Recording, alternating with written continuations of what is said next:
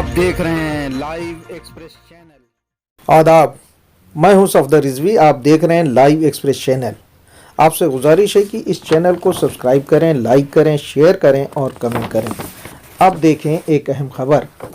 मौलाना कल्बे जवाद के नेतृत्व में बने वक्फ बोर्ड का फैसला एक के बाद एक गलत साबित हो रहा है, जिसमें वक्फ बोर्ड के चेयरमैन अली जैदी और मौलाना जवाद को मुंह की खानी पड़ रही है और उनकी नाक कट रही है। बोर्ड ने पूर्व में ढेरों गलत फैसले किए हैं और गैर कानूनी ढंग से मतवल्लियों को हटाया है और निकम्मे वो अपराधियों को मतवल्ली बनाया है। इस फैसले को बहुत से मतवल्लियों ने ट्रिब्यूनल और हाई कोर्ट में चुनौती दी है, जहां से मतवल्लियों के पक्ष में फैसले मिले हैं और अदालत ने वक्फ बोर्ड के फैसलों को गलत ठहराया है और फटकार लगाई है। अभी हाल ही में जिस वक्फ के मतवल्ली के पक्ष में फैसला आया है, उसे परास्त करने के लिए बोर्ड के चेयरमैन अली जैदी और मौलाना कल्बे जवाद ने एड़ी से चोटी तक का जोर लगा दिया था। इसके बावजूद उन्हें मुंह की खानी पड़ी और हाई कोर्ट ने इस मतवल्ली के पक्ष में फैसला दिया है। हालांकि वक्फ ट्रिब्यूनल ने मतवल्ली के खिलाफ फैसला दिया था, लेकिन हाई कोर्ट के जज ने ट्रिब्यूनल के जज को लताड़ लगाकर ये स्पष्ट कर दिया है कि ट्रिब्यूनल के जजों पर जो आरोप लग रहे हैं वो कुछ हद तक सही है। लोगों का आरोप है कि वक्फ बोर्ड ने ट्रिब्यूनल को अपने पक्ष में कर लिया है, इसीलिए ट्रिब्यूनल कानून के मुताबिक मुतवल्लियों के पक्ष में फैसला देने की बजाय कानून को ताक पर रखकर बोर्ड के पक्ष में फैसला कर रहा है। हाईकोर्ट के जज ने किस मुतवल्ली के पक्ष में फैसला सुनाया है और कौन जज कानून को नज़रअंदाज कर बोर्ड के पक्ष में फैसला करवा रहा है, हम इन सभी मुद्दों पर चर्चा करेंगे। लेकिन सबसे पहले इस बात पर विचार करेंगे कि आजकल वक्फ बोर्ड और मौलाना जवाद की क्या गतिविधियां हैं। मौलाना जवाद ने अपनी ताकत दिखाने के लिए उलमा कॉन्फ्रेंस करने का ऐलान किया था, लेकिन बताया जाता है कि उलमा ने उन्हें पूरा सहयोग नहीं दिया, जिस कारण उन्हें उलमा कॉन्फ्रेंस का समय आगे बढ़ाना पड़ा। उलमा इसलिए साथ नहीं दे रहे हैं क्योंकि मौलाना जवाद ने वक्फ के उत्थान के लिए जो बड़ी बड़ी बातें की थी उसमें नाकाम रहे हैं और मौजूदा बोर्ड ने गलत, गैर कानूनी और गैर शरई फैसले किए हैं, जिसका उन्होंने मौन होकर समर्थन किया है। इसके अलावा मौलाना जवाद ने वक्फ की जायदाद को बिकवाकर उसका पैसा हड़प लिया है, जो गैर शरई है। ऐसा लगता है कि अगर उलमा कॉन्फ्रेंस हुई तो ये मामले उठेंगे। इन तमाम मामलों से मौलाना जवाद की नाक कटी है, इसीलिए वे आयतुल्लाह खामनई के नुमाइंदे मौलाना मेहदी महदवीपुर के सहयोग से उलमा के रुख को नरम करवाने की कोशिश कर रहे हैं। मौलाना जवाद की नाक कटने का दूसरा मामला फेसबुक पर चर्चा में रहा है। वो है उनके लड़के का एक लड़की को भगा ले जाना।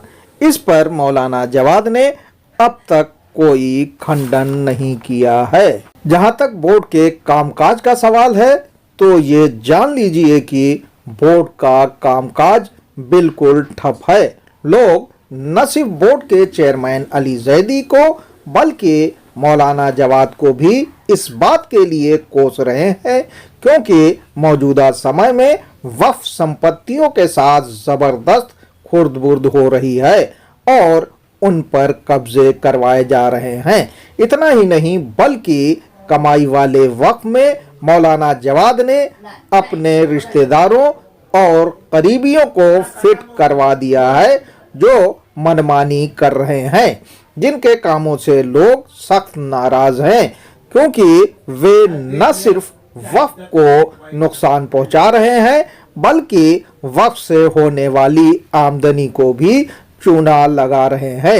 इन्हीं गतिविधियों को देखते हुए भाजपा नेता मोहसिन रजा ने बोर्ड के खिलाफ मुख्यमंत्री योगी को सख्त पत्र लिखा है और मुख्यमंत्री योगी से बोर्ड को भंग करने की सिफारिश की है। ऐसा लगता है कि मोहसिन रजा के पत्र पर कार्रवाई होगी, इसीलिए मौलाना जवाद और अली जैदी की टीम जमकर कमाई करने में लग गई है। बताया जाता है कि पूर्व में जिन अपराधियों और गलत छवि के लोगों को मुतवल्ली बनाया गया है उनसे उगाही करवाई जा रही है। इन लोगों पर एक गंभीर आरोप ये भी लगाया जा रहा है कि ये वक्फ ट्रिब्यूनल के फैसले को भी प्रभावित करवा रहे हैं। आरोप है कि ट्रिब्यूनल के एक जज शबाब हैदर जैदी आंख बंद करके बोर्ड के पक्ष में काम कर रहे हैं। बताया जाता है कि इसी कारण कई लोगों ने शबाब हैदर जैदी के खिलाफ गवर्नर को पत्र लिखकर उनकी शिकायत की है।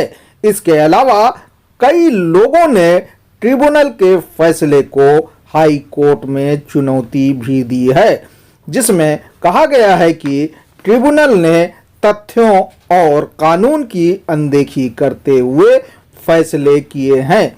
इसीलिए हाई कोर्ट के जजों ने ट्रिब्यूनल के जजों के फैसले को बारीकी से देखा है और न सिर्फ उनके फैसले को कटघरे में खड़ा किया है बल्कि ये कहने में भी हिचकिचाहट महसूस नहीं की कि ट्रिब्यूनल की कार्रवाई को अच्छा आधार नहीं ठहराया जा सकता, यानी ट्रिब्यूनल के जजों ने केस का सही अवलोकन नहीं किया। अब आप ये जानना चाहेंगे कि हाई कोर्ट ने ऐसी सख्त टिप्पणी किसके केस में की है, तो जान लीजिए। तालकटोरा करबला के मुतवल्ली सैयद फैजी को बोर्ड के चेयरमैन अली जैदी और उनके पिट्ठू सदस्यों ने अपने स्वार्थ को देखते हुए उन्हें पद से हटाने के लिए हस्ताक्षर किए और फैजी को मुतवल्ली पद से हटा दिया गया। बोर्ड का ये फैसला कई कारणों से गलत था। एक तो बोर्ड ऐसा फैसला इसलिए भी नहीं कर सकता था क्योंकि उनके पास सीईओ नहीं है। बिना सीईओ के हस्ताक्षर के हुए तमाम फैसले वक्फ कानून के मुताबिक गैर कानूनी हैं। दूसरे, बताया जाता है कि सदस्यों ने सैयद फैजी को हटाने का फैसला इस शर्त पर किया कि चेयरमैन उनके गलत कामों को करेंगे। चेयरमैन ने सदस्यों के स्वार्थ पूरे किए। चेयरमैन और मौलाना जवाद सैयद फैजी को इसलिए भी हटाना चाहते थे क्योंकि सैयद फैजी ने वसीम त्यागी के रहते मौलाना जवाद का समर्थन नहीं किया था। इसकी एक वजह यह भी है कि तालकटोरा वक्फ वो वक्फ है जहां कब्रों के लिए ज्यादा जगह है। ऐसे में इस कब्रिस्तान पर मौलाना जवाद की एक लंबे अरसे से नजर गड़ी है और वे यहाँ का मुतवल्ली बनना चाहते हैं क्योंकि यहाँ कब्रें बेचकर गुफरान माफ से ज्यादा कमाई की जा सकती है। गुफरान माफ में जगह कम है और बताया जाता है कि वहाँ एक कब्र से 2 से 5 लाख रुपये तक वसूले गए हैं। इसी मकसद के तहत सैयद फैजी को हटाया जा रहा था और उन लोगों को मुतवल्ली व प्रशासक बनाया गया जो कानूनन मुतवल्ली बनने योग्य नहीं थे। ऐसा इसलिए किया गया कि अगर सैयद फैजी से चार्ज ले लिया गया तो बाद में अयोग्य को हटाकर मौलाना जवाद को मुतवल्ली बना दिया जाएगा। लेकिन सैयद फैजी ने हथियार नहीं डाला और मौलाना जवाद की टीम को नाको चने चबवा दिया। डर के मारे उनसे चार्ज लेने की किसी ने हिम्मत नहीं की। जहां सैयद फैजी ने मौलाना जवाद के लुच्चे लफंगों के खिलाफ पुलिस में शिकायत की, वहीं उन्होंने बोर्ड के फैसले को गैर कानूनी मानते हुए वक्फ ट्रिब्यूनल में चुनौती दी। बताया जाता है कि ट्रिब्यूनल ने बोर्ड के प्रभाव में आकर सैयद फैजी के खिलाफ फैसला दिया। इसके बाद भी फैजी के हौसले पस्त नहीं हुए और उन्होंने अपने वकील मोहम्मद हुसैन से सलाह करके ट्रिब्यूनल के फैसले को हाई कोर्ट में चुनौती दे दी। हाई कोर्ट के जजों ने ट्रिब्यूनल के फैसले में भारी कमियां देखी। इसके बाद हाई कोर्ट ने अपने फैसले में ट्रिब्यूनल के फैसले की जमकर खिंचाई की और फैसले को आधारहीन तक ठहरा दिया। हाई कोर्ट के इस फैसले से सैयद फैजी को बड़ी राहत मिली है। इस फैसले के बाद वक्फ बोर्ड और ट्रिब्यूनल का फैसला गलत और गैर कानूनी साबित हो गया है। इसीलिए हाई कोर्ट ने ट्रिब्यूनल से 2 महीने के अंदर सही फैसला देने का आदेश दिया है। हाई कोर्ट के इस फैसले से वक्फ बोर्ड के चेयरमैन अली जैदी और मौलाना जवाद की नाक कटी है, क्योंकि उन्होंने एक नहीं ढेरों गलत फैसले किए हैं। इसके बावजूद भी उन्हें लगता है कि वक्फ ट्रिब्यूनल उनके खिलाफ कार्रवाई नहीं करेगा, इसीलिए वे सीना चौड़ा करके ये कह रहे हैं कि ट्रिब्यूनल उनके खिलाफ कोई फैसला नहीं कर सकता, क्योंकि उन्होंने वहां शबाब हैदर जैदी को नियुक्त करवाया है और उनकी समय समय पर दावतें करते रहते हैं। मौजूदा बोर्ड ने वक्फ अलल औलाद को वक्फ अलल खैर में तब्दील किया है और बहुत से मामलों में वक्फ अलल खैर को वक्फ अलल औलाद बना दिया है। इसे लेकर पीड़ित पक्ष ने अदालत में चुनौती दी है और फैसले का इंतजार कर रहे हैं। इन्हीं में अमेरिका में रहने वाले मौलाना अली हैदर आबदी भी हैं। उनके रिश्तेदारों के वक्फ को अली जैदी ने गैर कानूनी ढंग से वक्फ अलल औलाद से वक्फ अलल खैर में तब्दील कर दिया है और मौलाना मोहसिन की सिफारिश पर उनके दामाद को गैर कानूनी ढंग से मुतवल्ली बना दिया है। मौलाना आबदी ने इस फैसले को वक्फ ट्रिब्यूनल और हाई कोर्ट में चुनौती दी है। मौलाना आबदी को उम्मीद है कि अदालत का फैसला उनके पक्ष में आएगा और मौलाना जवाद, मौलाना मोहसिन और अली जैदी को मुंह की खानी पड़ेगी। इतना ही नहीं, ऐसा आरोप लगाया जाता है कि इस मामले में ईरान कल्चर हाउस में कार्यरत मौलाना मेहदवीपुर, जो आयतुल्लाह खामनई के नुमाइंदे हैं, उन्होंने भी अयोग्य अशरफ को मुतवल्ली बनाने की सिफारिश की थी, क्योंकि अशरफ उनके दफ्तर में काम करता है। इससे भी उनकी छवि खराब हुई है। यूं तो वक्फ अलल औलाद से वक्फ अलल खैर में तब्दील किए गए ढेरों मामले हैं। इन्हीं में एक मामला हल्लौर का भी है। वक्फ शाह आलमगीर को वक्फ बोर्ड ने बोर्ड के सदस्य सबाहत के दबाव में वक्फ अलल औलाद से वक्फ अलल खैर में तब्दील कर दिया। ये मामला विवादित है और चर्चित है। इसे लेकर लोग मौलाना कल्बे जवाद से भी नाराज हैं और उनकी हल्लौर में एंट्री बंद कर दी गई है। ट्रिब्यूनल में इस मामले को चुनौती दी गई थी, लेकिन ट्रिब्यूनल ने इस केस में भी सैयद फैजी की तरह तथ्यों के आधार पर फैसला नहीं किया और आंख बंद करके बोर्ड के पक्ष में फैसला सुना दिया। इस मामले को भी हाई कोर्ट में चुनौती दी जा रही है। बोर्ड के सदस्य शबाहत ने गैर कानूनी और गैर शरई काम इसलिए किया क्योंकि उन्हें वक्फ शाह आलमगीर में अपने भाई नफासत और अपने रिश्तेदारों को एडजस्ट करवाना था।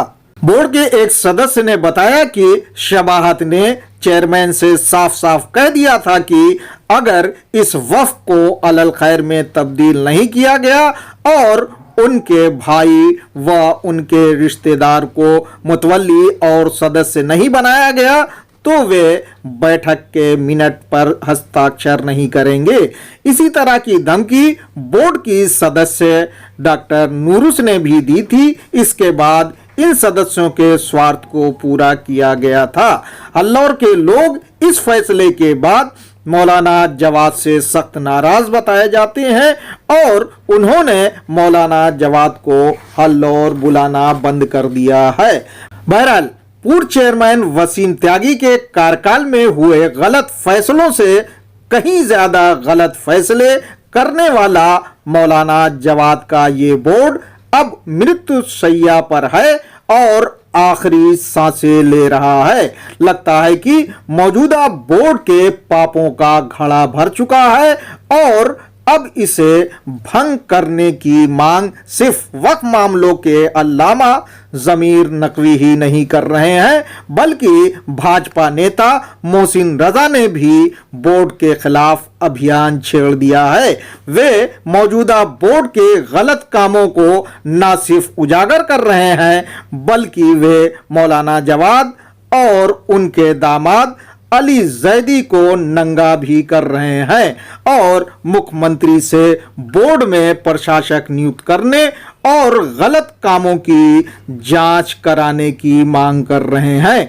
अगर मुख्यमंत्री योगी ने मोहसिन रजा और पीड़ितों की शिकायत पर ध्यान दिया तो वो दिन दूर नहीं जब वक्फ बोर्ड भंग हो जाए और खुर्द-बुर्द करने वाले जेल की सलाखों के पीछे पहुंच जाएं।